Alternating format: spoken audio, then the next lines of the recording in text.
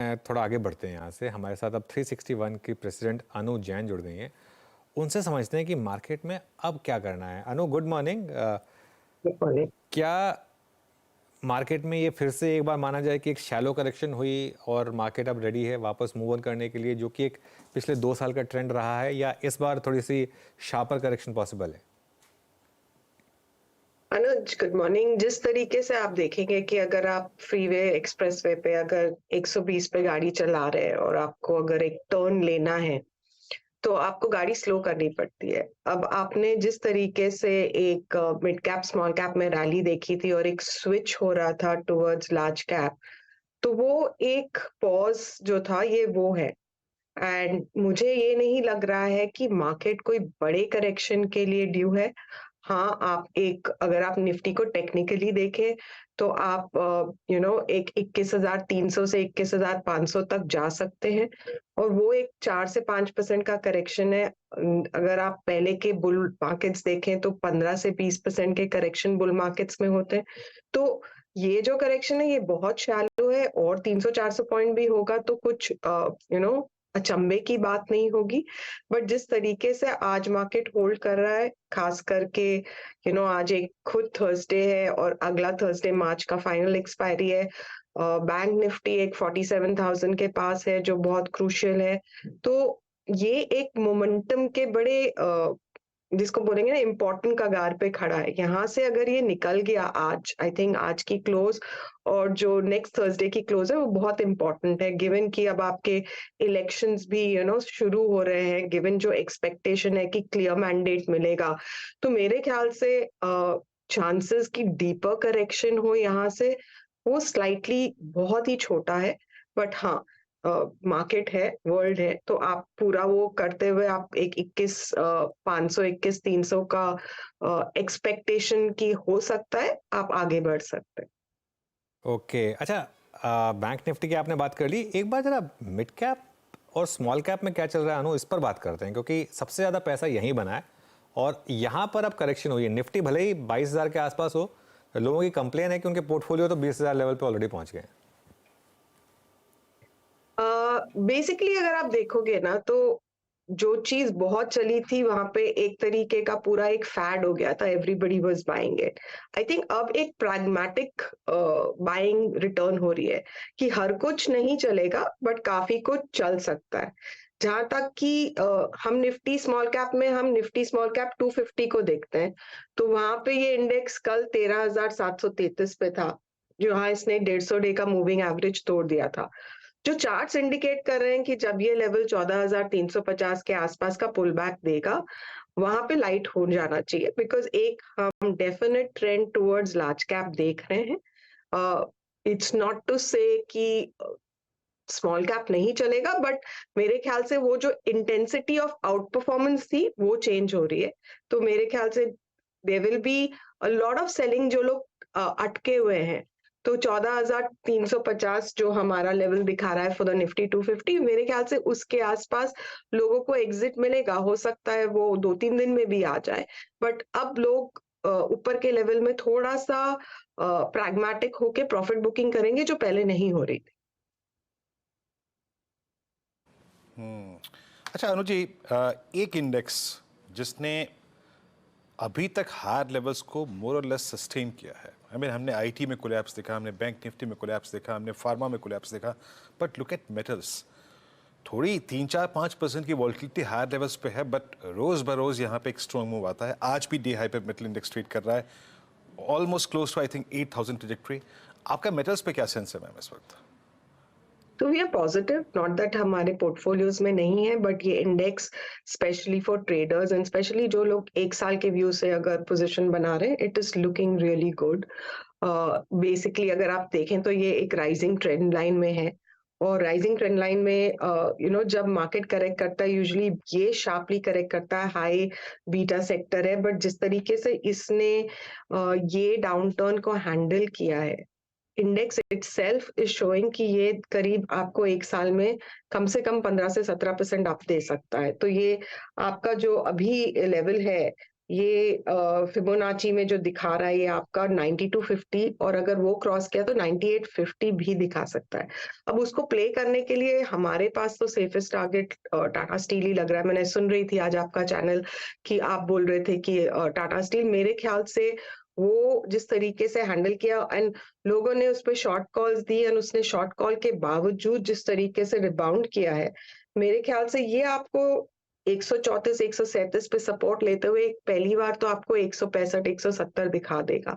तो I think the view is positive. उसके लिए अगर आप फंडामेंटली भी देखें ना, तो जिस तरीके से चाइना की वजह से पूरा एक सेक्टर डाउन टर्न पे था और अब एक बॉटम वहां बन रहा है, प्लस हमारा इंफ्रास्ट्रक्चर का जो स्पेंड है उस पे चाहे वो रोड हो चाहे वो केपेक्स हो, तो ये दोनों चीजें मिला के आपको एक जो सेटअप मिल रहा है that could be positive for this sector. And I think चाहे वो टाटा स्टील हो, सेल हो, I would be more on the steel side of it before, apart from the aluminium and the non-steel metals. बैंकों में ma'am इस वक्त placement कैसी लग रही है आपको, क्योंकि SBI almost at all time high और पीएसयू बैंकिंग बास्केट में और आईसीआईसीआई बैंक इधर ऑल टाइम हाई पे, बट एचडीएफसी बैंक ने, कोटक महिंद्रा बैंक ने थोड़ा सा अंडर परफॉर्म किया था। ऑलमोस्ट इंडसइंड बैंक कल अपने 200 डे एक्सपोनेंशियल उसको छू के आया। अभी प्राइस वाइज और अगले 3 महीने के 4 महीने के प्रोस्पेक्टिव से सुटेबल क्या है चेस करने के लिए? मैं थोड़ा शॉर्ट टर्म प्रोस्पेक्टिव से बात कर रहा हूँ मैम, और मीडियम टर्म प्रोस्पेक्टिव से क्या सुटेबल है इस वक्त? तो शॉर्ट टर्म की पर्सपेक्टिव से तो अगर आप देखेंगे तो कल जो एक फेड का मीट था जिसपे एक एक्सपेक्टेशन थे और मेरे ख्याल से बैंक निफ्टी उसके लिए रुका हुआ था। अब जिस तरीके से वहां से जो एक रुझान आया है उसके ऊपर एक रिलीज फैक्टर आया है। एसबीआई में अगर आप देखेंगे न्यूज नेगेटिव थी, it was the leader for the last 3 weeks, but जिस तरीके से एक सुप्रीम कोर्ट ने उसके ऊपर एक नोटिफिकेशन दिया था फॉर द इलेक्शन बॉन्ड्स, उसके बाद वो 780-85 जाके इट करेक्टेड अबाउट 730-735। नाउ वो अगर मोमेंटम वापस पकड़ ले तो अगर आप देखेंगे that was the lead in it, and उसके साथ एचडीएफसी ने गिनना बंद कर दिया था, 1370 से 1450 आ गया है। अगर आप आईसीआईसीआई को देखें तो that is been extremely strong in that 1060 to 1080-90 zone. तो ये 3 अगर आप देखें, और कोटक ने बेसिकली एक बेस 1750 पे बना के अब वो ऊपर की तरफ चल रहा है। तो ये चारों पांचों जो एक मेन बैंक निफ्टी के पिलर्स हैं वो अब सब स्ट्रॉन्ग लग रहे हैं। तो उस हिसाब से मेरे ख्याल से जो शॉर्ट टर्म व्यू था वो 47,000 का था। जैसे कि आप अगर ऑप्शंस भी देखें तो 47, 46,900, 4700, 47,000 पे दी ऑप्शन गाइज वो काइंड ऑफ स्टॉपिंग इट। अब वो वहां से क्रॉस करेगा तो पहला टारगेट 48 से 48,500 है। So this is the short term target. If it crosses that, then after having made cross the 52-week high that ये पिछली बार बनाया है, then it gets into a zone कि ये 52,000 तक भी निकल सकता है। एंड वो भले ही उसका ट्रिगर आपका एचडीएफसी बैंक हो जो चला नहीं है, जिसका क्वार्टरली रिजल्ट कैसा होगा इस बार का, because they have also seen कि कितना प्रेशर है, क्या रिपोर्ट करते हैं इस क्वार्टर, नेक्स्ट क्वार्टर क्या रिपोर्ट करते हैं। बेसिकली आपके एसबीआई जैसे बैंक जिसका पिछली बार का result wasn't taken too well, and with the rate cut coming in now, सबने ये पूरा लिक्विडिटी का इशू उठाया हुआ है, सबने निम्स थोड़ा सा कॉन्ट्रैक्ट होंगे बोला हुआ है। सो वो सब इन द प्राइस है। तो मेरे ख्याल से यस, अगर आप बैंक निफ्टी टू निफ्टी भी देखेंगे तो जिस तरीके से एक अंडर परफॉर्मेंस था फ्रॉम 2020 टू नाउ, वो अब अगर आप bank Nifty to Nifty ratio देखेंगे वो 2 पे सपोर्ट लेके वो चैनल चल रहा है। तो मेरे ख्याल से पिछले 1-1.5 महीने में आपने करीब 3% का आउट परफॉर्मेंस बैंक निफ्टी का निफ्टी से देखा है। ये बिल्डअप हो सकता है और इसमें आपको I mean, the main banks will lead it. So you could be in a segment like Bank Nifty itself, buying the bank Bs, or you can buy any of these individual banks. For the short term and for the long term, I think that is a clear view. Okay चलिए अब एक काम करें, कुछ stocks की बात करते हैं। ऑटोज़ में शानदार मोमेंटम है इस समय अनु। 2-3 स्टॉक्स जो मेरे रेडार पर रहे हैं, Maruti, Eicher Motors, TVS motor, यहाँ पर कोई पिक्स हैं क्या आपकी? So we like Eicher at this time. we love Maruti also. It's been a constant hold in our portfolios, but लगभग 3670 पे आयशर का सपोर्ट है. हमारे ख्याल से ये आपको long term, medium term, I wouldn't say long term में आपको करीब 4600 रुपए तक का मूव दे सकता है. So I think that is where we feel that the chart has strength. हम उस पे कॉन्सेंट्रेट करेंगे. बट हाँ, मेरे ख्याल से Maruti also will be a very good hold at this price. उसका पहला टारगेट 12,000 था, वो निकल चुका है. तो now moving towards a long-term goal towards 14,000 would be where we would look at, but that's a long-term target, not a short-term target. Okay, कोई और स्टॉक जहाँ पर पैटर्न्स अच्छे बन रहे हैं, कोई डार्क हॉर्स टाइप का? So हमें Zomato पसंद है और हम Zomato को लाइक करते हैं, and I think quarterly results भी एक्सपेक्टेशन अच्छा होगा. हमने इनफैक्ट अपने आईटी एक्सपोजर को कंसिडरेबली शिफ्ट कर दिया था to Zomato because we felt कि शायद आईटी अंडर परफॉर्म करेगा. तो आप भले ही Zomato लें या Zomato की होल्डिंग कंपनी नौकरी का भी स्टेक है उसमें, वो भी हमें 5100 पे अच्छा लग रहा था. तो वो आपको करीब एक साल में या 6-8 महीने में आपको 63 के आसपास दिखा सकता है. तो हमें Zomato लगभग 200 रुपए के लिए अच्छा लग रहा है, एंड नौकरी करीबन 6300 के लिए. But these are not short term picks, these are trends that we pick up for at least a 6 month picked into the stock. तो हमने Zomato लगभग 130 पे हमारे पोर्टफोलियोज में डाला था, तो वहां से तो काफी चल चुका है. But we feel it's still good for 200. Zomato में अभी करीब करीब 200 का लक्ष्य और है. मतलब आप अनुजी मानती हैं कि कल जो उन्होंने एक नई सोच ज़माने के आगे रखी कि कंप्लीट डिफरेंट फ्लीट वेजिटेरियंस के लिए, वो सही है? कल आपने सुनी थी खबर अनुजी वाली, एक लाल डब्बे में vegetarian food with different complete item fleet. आपको वो न्यूज़ इम्प्रेस करके गई थी कल? जहां तक कि इंडिया का कंसेप्ट है और जहां वेजिटेरियंस हैं, anything like this will only increase your confidence into the whole process. I am a vegetarian, I would love that would happen.